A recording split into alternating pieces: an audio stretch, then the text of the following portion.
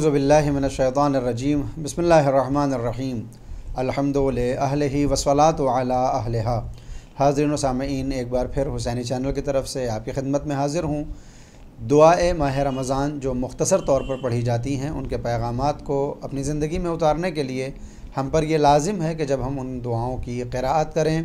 تو ان کے ترجمے کو بھی دیکھیں اور ان کے پیغامات کو اپنی زندگی میں شامل کریں۔ لہٰذا 8ویں دن جب ماہ رمضان میں ہم داخل ہوتے ہیں تو پھر خداوند عالم سے دعا کرتے ہیں، اللہم ارزقنی فیہ رحمت الایتام و اطعام الطعام و افشاء السلام و صحبت الکرام بطولک یا ملجأ العاملین۔ پروردگار، اس مہینے میں مجھ کو یتیموں کے ساتھ شفقت اور مہربانی کا جذبہ عنایت فرما، اور کھانا کھلانے اور امن و سلامتی عام کرنے والوں میں قرار دے، شریفوں اور بہتر انسانوں کی صحبت اختیار کرنے والا مجھے قرار دے بقولک یا ملجأ العاملین، کہ ہر امیدوار کی امیدوں کو پورا کرنے والے۔ اس دن کی دعا میں جو ہم 3 چیزیں خداوند عالم سے طلب کرتے ہیں، ان میں سب سے پہلے ہے یتیموں کے ساتھ نوازش سے پیش آنا اور ان کے اوپر دست شفقت اور رحمت کا معاملہ کرنا۔ یتیم کون ہے؟ کہ جو اپنے بچپن کے عالم میں جس کے ذمہ دار اس دنیا سے چلے جائیں۔ عام طور پر جو الفاظ ہم استعمال کرتے ہیں کہ جب کسی کے باپ کا سایہ اس کے سر سے اٹھ جائے اور وہ خود کفیل نہ ہو تو پھر ایسے انسان کو یتیم کہا جاتا ہے۔ خداوند عالم نے انسانوں میں بعض افراد کے حقوق کی بہت زیادہ تاکید فرمائی ہے، اور ایک تاکید یتیموں کے حقوق کے متعلق ہے۔ لہذا روایات میں آیا ہے کہ اگر کوئی یتیم کا مال کھاتا ہے تو گویا وہ اپنے شکم کو آتش جہنم سے پر کردہ ہے، اور اگر کوئی یتیم کے سر پر دست شفقت پھیرتا ہے تو پھر جتنے بھی بال اس کے ہاتھ کے نیچے آتے ہیں، خداوند عالم ہر بال کے بدلے اس کو نیکی عطا کرنے والا ہے۔ اگر ہم بات کریں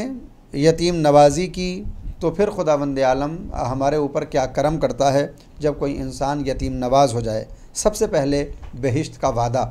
قرآنی آیات اور ائمہ معصومین کی روایت سے یہ معلوم ہوتا ہے کہ اگر کوئی یتیم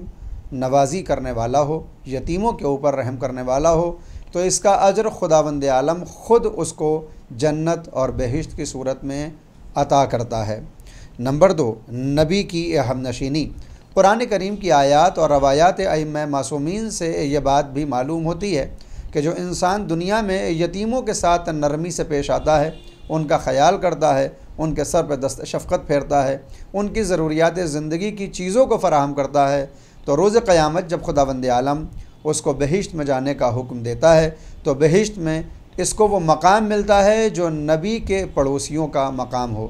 یعنی جس مقام پر پیغمبر اسلام کو جنت میں رکھا جائے گا، یا جو مقام پیغمبر اسلام کا ہے اسی مقام کے آس پاس اس مومن کو بھی رکھا جائے گا جو دنیا میں یتیم نواز رہا ہو۔ عزیزوں، میرے بھائیوں، میرے دوستوں، روایات میں یہ بھی وارد ہوا کہ تم دوسروں کے یتیموں کے ساتھ خیر خواہی کرو، تاکہ کل کو اگر تمہاری اولاد اور تمہارے بچے یتیم ہو جائیں تو دوسرے افراد ان کے ساتھ بھی خیر خواہی اور ملائمت کا معاملہ کریں۔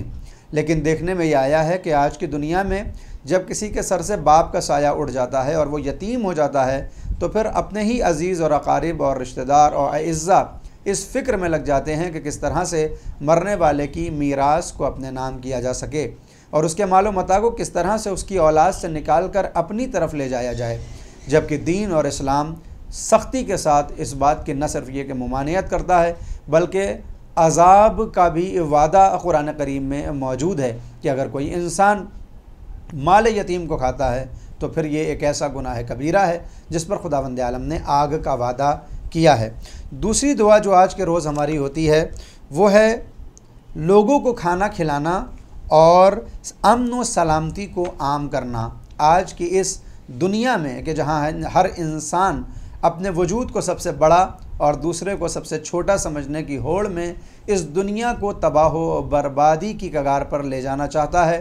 ہم یہ ماہ رمضان میں دعا کرتے ہیں کہ بار الہ مجھے امن اور سلامتی کو پھیلانے والوں میں قرار دے اور لوگوں کو کھانا کھلانے والوں میں قرار دے۔ دین اور اسلام میں اور بالخصوص مکتب تشیع میں لوگوں کو کھانا کھلانے کے ثواب کے معاملے میں بے شمار روایات صادر ہوئی ہیں کہ جہاں جب کوئی کسی مومن کو کھانا کھلاتا ہے تو خداوند عالم اس کے بدلے میں اتنا عطا کرتا ہے جس کو شمار کرنا ہمارے اور آپ کے بس میں نہیں ہے۔ لہٰذا اس ماہ رمضان میں لوگوں کے اطعام کا انتظام کے لیے بہترین موقع ہے کہ جب ہم ماہ مبارک رمضان میں افطار کے وقت اپنے دسترخوان پر مادی غذاؤں کو رکھیں اور اپنے دسترخوان کو سجائیں، تو پھر دوسرے افراد کے اطعام طعام کے سلسلے میں یعنی ان تک بھی کھانا پہنچانے کی فکر کریں، اور اگر یہ کھانا یتیموں کی طرف پہنچایا جائے تو پھر بہتر، اور اگر یتیم نہ بھی ہوں تو مومن کا پیٹ بھرانا بھی یقیناً اتنے ثواب کا حامل ہے کہ جس کو عدد میں شمار نہیں کیا جا سکتا ہے۔ وصحبۃ الکرام،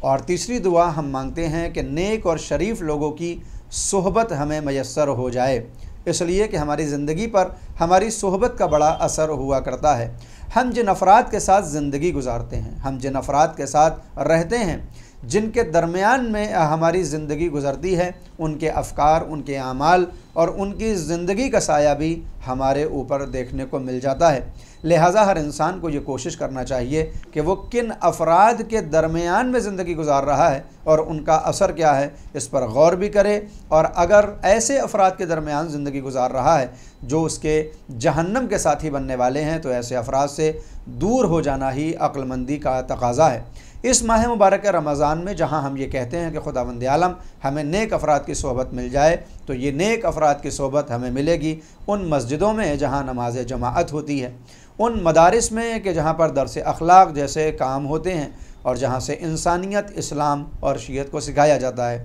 لہٰذا پورے برس ہمیں کوشش کرنا چاہیے کہ ایسے افراد کی صحبت اختیار کریں جو حقیقی معنی میں نیک ہیں اور بہتر ہیں اور اچھے ہیں۔ لیکن اگر پورے برس ہمارے پاس وقت نہ ہو تو کم از کم ماہ رمضان مبارک میں اپنے آپ کو ایسے افراد کے درمیان لے جانا چاہیے جو اللہ کے نیک بندے ہیں۔ روایات میں آیا ہے کہ اگر کوئی انسان عالم کی قرابت کو حاصل کر لے اور اس کے ساتھ اس کا اٹھنا اور بیٹھنا ہو جائے تو پھر وہ ہلاکت سے بچ جایا کرتا ہے۔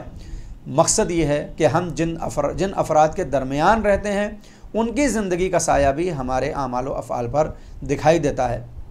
لہٰذا لقمان حکیم اپنے بچے کو جب وصیتیں کرتے ہیں تو قرآن کریم کی آیات گواہ ہیں، اور روایات اسلامیہ سے یہ بات معلوم ہوتی ہے کہ اپنی اولاد سے وہ کہتے ہیں کہ اے میرے لال، اے میرے بیٹے، برے افراد کی صحبت سے اپنے آپ کو بچانا، اس لیے کہ کہیں ایسا نہ ہو جب ان کے عمل کی وجہ سے جہنم کا عذاب اور آتش جہنم ان کے لیے ملک اور فرشتہ لے کر آ رہا ہو، تو چونکہ تم بھی ان کے پاس بیٹھے ہو اور ان کی صحبت میں ہو، تو کہیں یہ عذاب اور یہ آگ اس کے ساتھ ساتھ تمہیں بھی نشانہ نہ بنا لے۔ لہٰذا ایسے افراد جن کے کارنامے بہتر نہ ہوں، ایسے افراد جن کی زندگی اچھی نہ ہو، ایسے افراد سے دوری اختیار کرنا ہی بہتر ہے۔ البتہ یہ دوری اس لیے ہو کہ اس کا اثر ہم پر نہ پڑے، لیکن اگر امر بالمعروف کے تحت یا نہی از منکر کے تحت کہ ہم اس کے پاس جائیں گے اور اس کو نیکی کی طرف بلائیں گے اور اس کی برائی سے روکیں گے، تو ایسا عمل یقیناً قابل قبول بھی ہے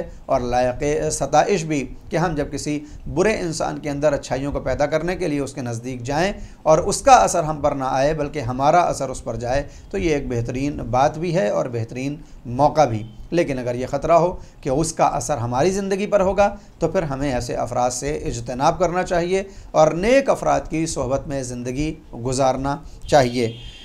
یا ملجأ العاملین، اے امید کرنے والوں کی جائے امید، اس لیے کہ اگر خداوند عالم سے جو انسان امید کی لو لگا لے، پھر دنیا اگر اسے نا امید کر دے تو کوئی فرق پڑنے والا نہیں ہے، لیکن اگر پوری دنیا کسی کو امید دلائے مگر خداوند عالم اسے نا امید کر دے تو پھر دوسروں کی امید اسے کوئی فائدہ نہیں پہنچا سکتی۔ اس ماہ رمضان مبارک میں زیادہ سے زیادہ نمازوں کا اہتمام کریں، اگر ہم واجب نمازیں پڑھتے ہیں تو مستحب نمازوں کو بھی اضافہ کر دیں۔ اس ماہ مبارک رمضان میں قرآن کریم کی تلاوت اور ان کی آیات پر عمل کرنے کی بھی کوشش زیادہ سے زیادہ کی جائے، تاکہ ماہ مبارک رمضان جو بہار قرآن کا مہینہ ہے، قرآن کریم کے نازل ہونے کا مہینہ ہے، ہم قرآن سے ویسے استفادہ کر سکیں جیسا کرنا چاہیے کہ قرآن کریم میں اور روایات میں ماہ رمضان کی جو تعریف کی گئی ہے اور جو ڈیفینیشن ہوئی ہے وہ یہی کہ شہر رمضان الذی انزل فیہ القرآن، یہ وہی ماہ رمضان ہے کہ جس میں قرآن کریم کو نازل کیا گیا ہے، اور یہ وہ قرآن ہے کہ جو گمراہی اور ہدایت کے درمیان فرق کرتا ہے اور فاصلہ ڈالتا ہے۔ لہٰذا آئیے اس ماہ مبارک رمضان میں قرآن کی تلاوت کریں تاکہ ہدایت خدا سے ہم مستفیض ہو سکیں، اور وہ ہماری دعا جو روزانہ نماز کی صورت میں ہوتی ہے، اہدنا الصراط المستقیم صراط الذین انعمت علیہم غیر المغضوب علیہم ولا الضالین، اے میرے پروردگار مجھے ہدایت کا راستہ دکھا دے یا دکھا دیا ہے تو اس پر باقی رکھ، اور یہ ان کا راستہ ہے جن پر تیری نعمتیں نازل ہوتی ہیں، اور ان کے راستے سے بچا جن پر تیرا غضب ہوتا ہے اور جو گمراہوں کا راستہ ہے۔ لہٰذا یہی وہ قرآن کریم ہے جو ہمیں بتائے گا کہ کن کا راستہ نعمت کا راستہ ہے۔ یہ قرآن کریم ہم کو دکھائے گا کہ کس راستے پر چلنا ہدایت کے راستے پر چلنا کہلائے گا، اور یہی قرآن ان افراد کی بھی نشاندہی کرے گا جو نگاہ قدرت میں مغضوب قرار پاتے ہوں یا جو گمراہ ہوں۔ لہٰذا سورہ نساء میں ہمیں دکھائی دیتا ہے کہ جن افراد پر نعمتیں نازل ہوتی ہیں ان کا تعلق یا شہداء سے ہے یا صالحین سے یا نبیین سے یا صدیقین سے۔ لہٰذا ہم سب کو یہ چاہیے کہ اس ماہ مبارک رمضان میں اپنی زندگی کو نبیوں کی زندگی سے ملا دیں، شہداء، صالحین اور صدیقین کی زندگی سے ملا دیں، اور خدا سے یہ دعا کریں کہ پروردگار اس ماہ برکت میں، اس ماہ رحمت میں ہمیں ویسا بنا دے جیسا تو ہمیں دیکھنا چاہتا ہے۔ وآخر دعوانا ان الحمد للہ رب العالمین۔